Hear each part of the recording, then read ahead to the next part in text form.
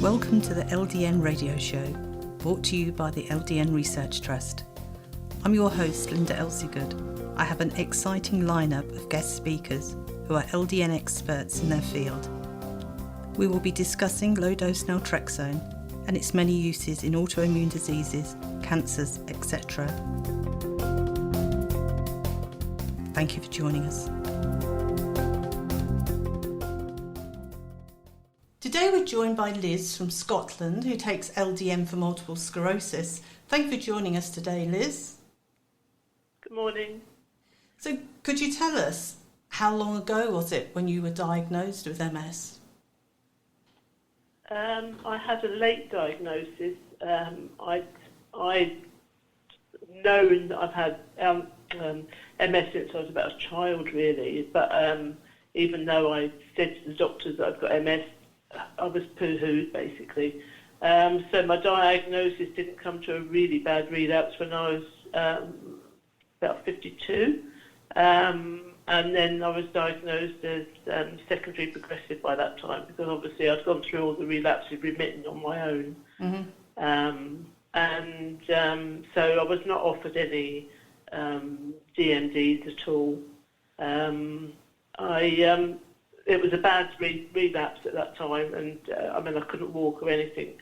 But I gradually got over it, and I was left walking with a stick. And then about 5 years later, I lost my daughter, and that caused me to be really,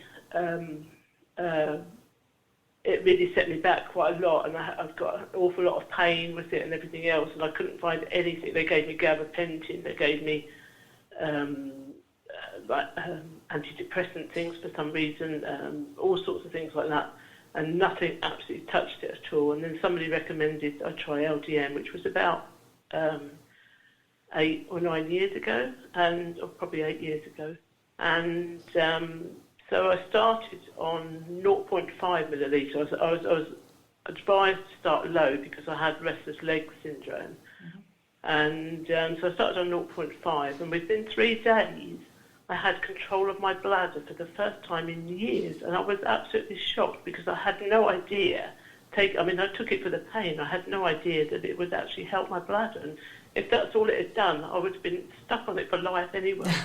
But it was so fantastic because, being incontinent is such an awful thing. I mean, you can go nowhere. You always got to be somewhere near a toilet or something. It's dreadful. And but I couldn't believe it anyway, and that stayed. And I used to get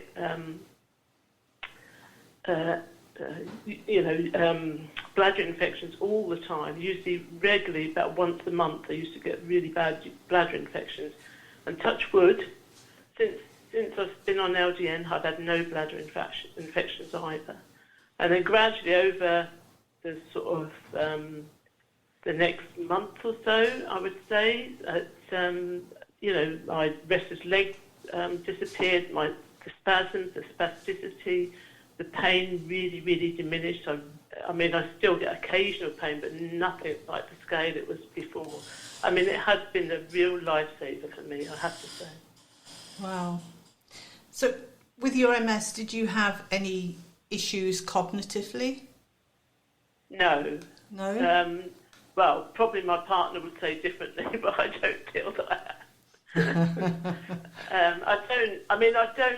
I'm not good with remembering things. I'm good at remembering numbers, but I'm no good. Whereas I used to be good for, my sense of direction used to be quite good years ago, but I have really very little sense of direction now. The kids laugh at me when I take them out in the car, because half the time I just keep going wrong, all the time. Mm.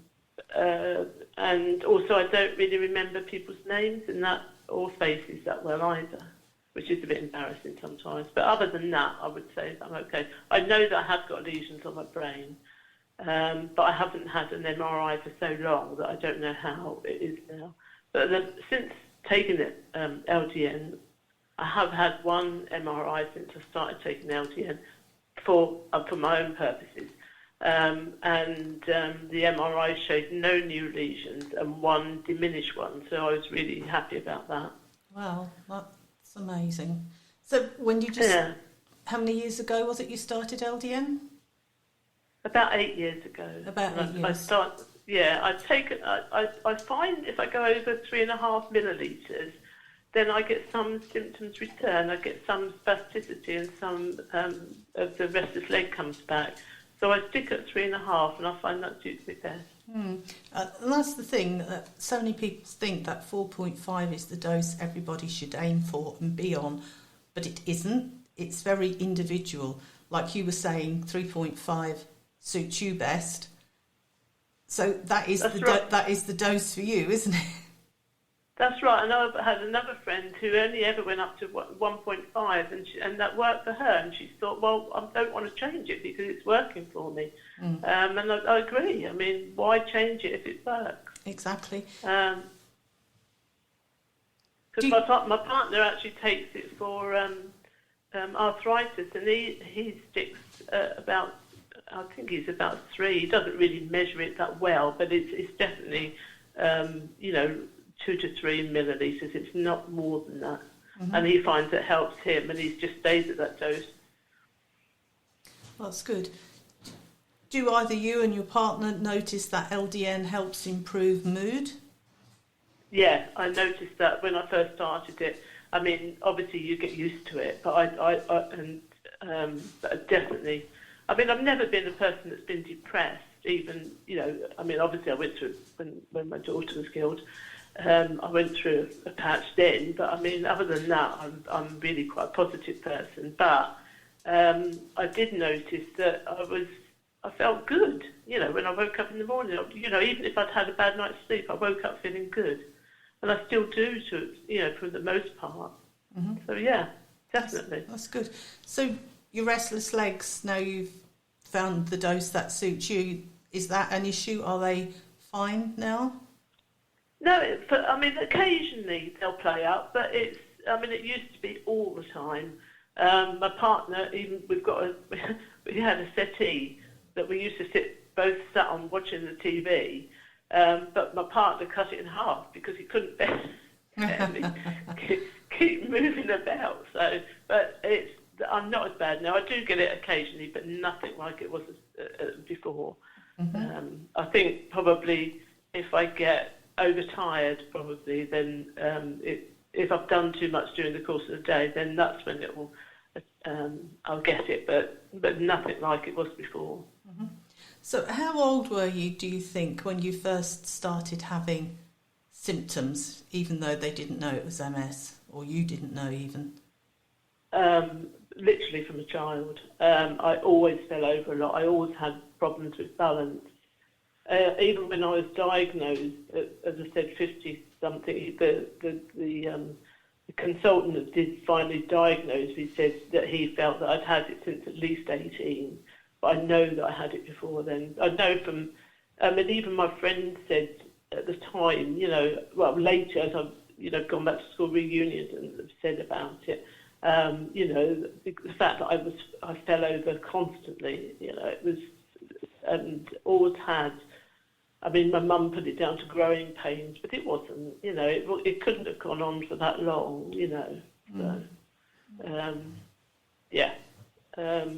But for relapsing, I used to relapse probably only at the start, probably only about every 5 years, and then it went to about every 2 years. I mean, I've been lucky in that I haven't been.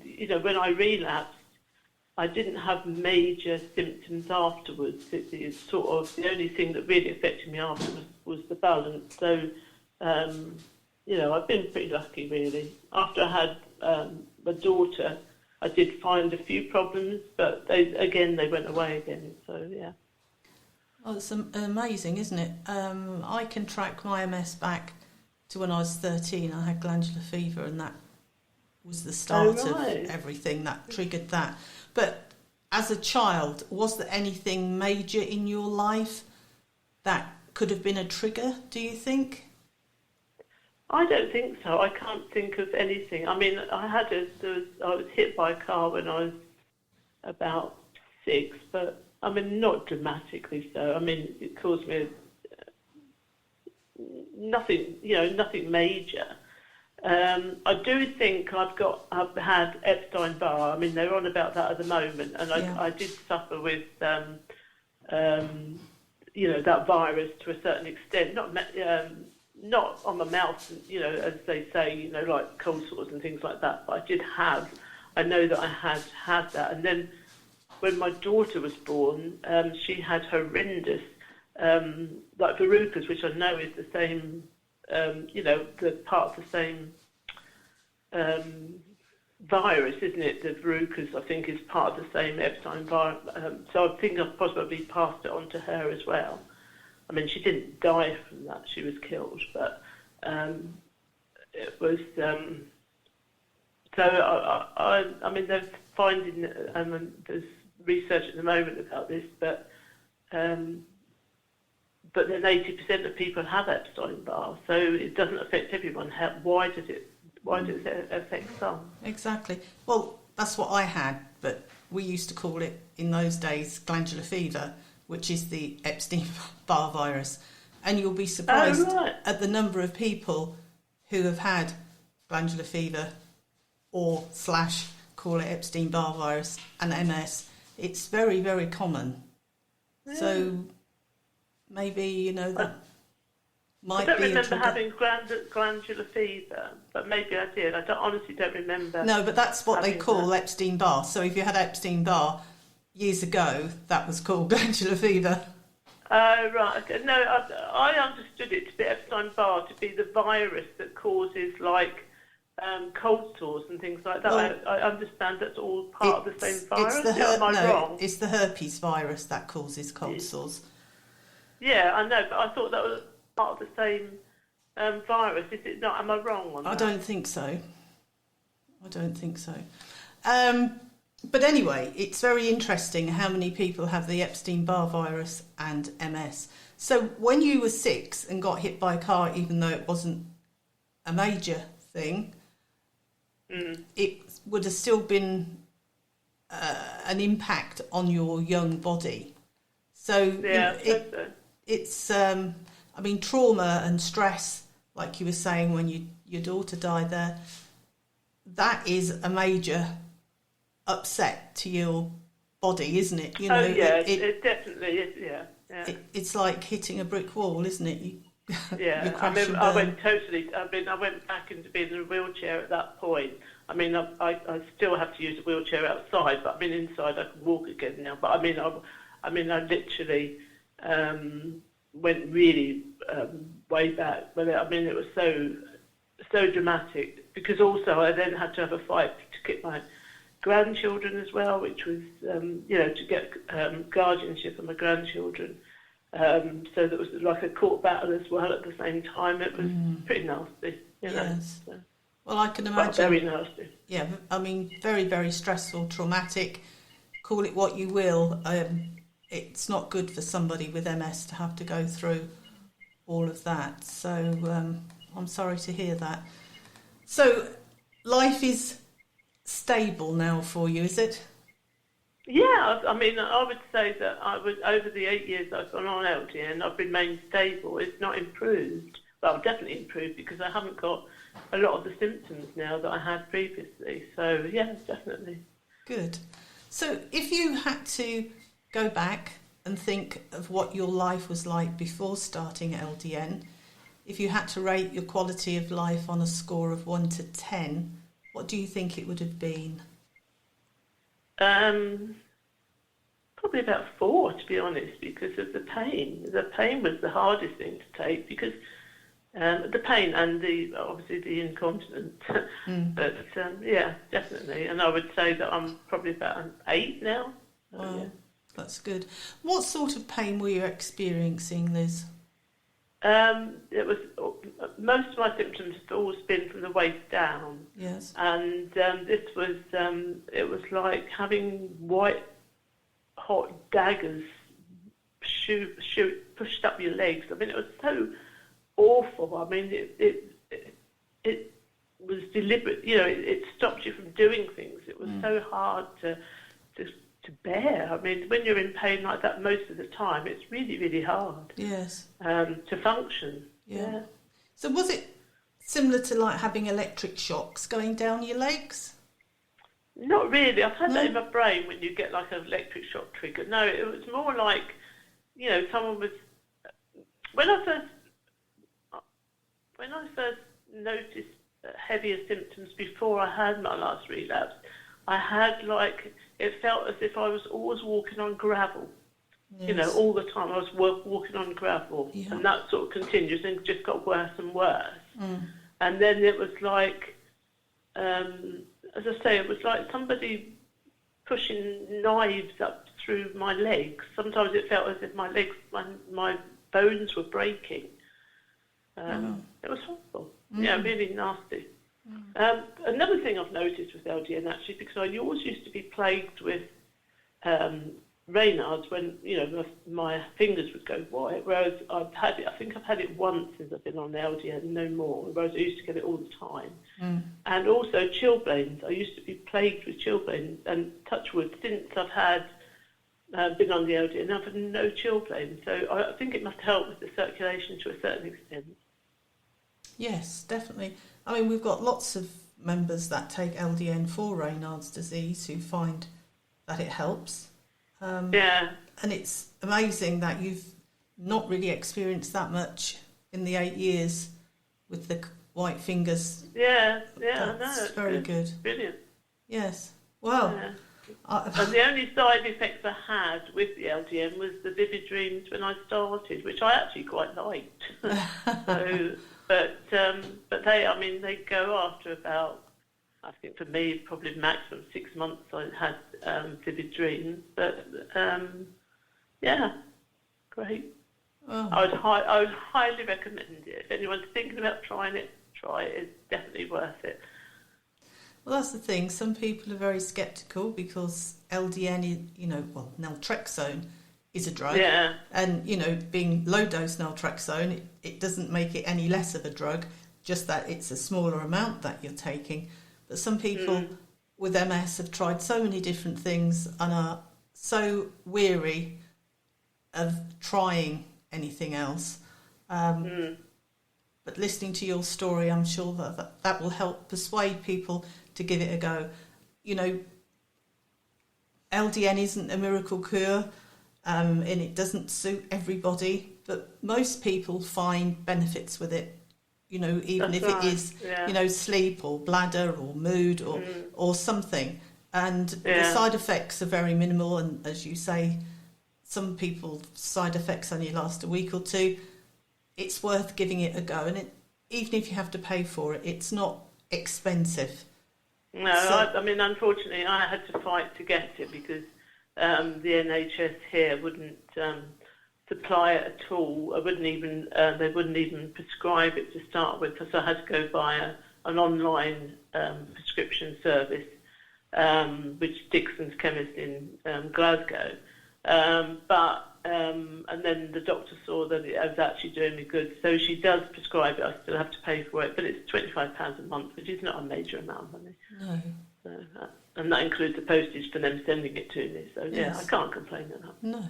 I mean, just imagine if you were a smoker.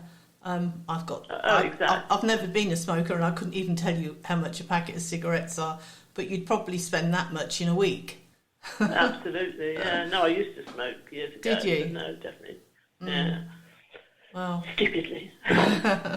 Well, it was really nice talking to you, Liz, and thank you very much for sharing your experience with us. My pleasure. I thank you for that. Nice talking to you too, and I hope it helps some people along the way. I hope so. Okay, thank you. Thank you. Bye-bye. Any questions or comments you may have, please email me, Linda, Linda, at ldnrt.org. I look forward to hearing from you. Thank you for joining us today. We really appreciated your company. Until next time, stay safe and keep well.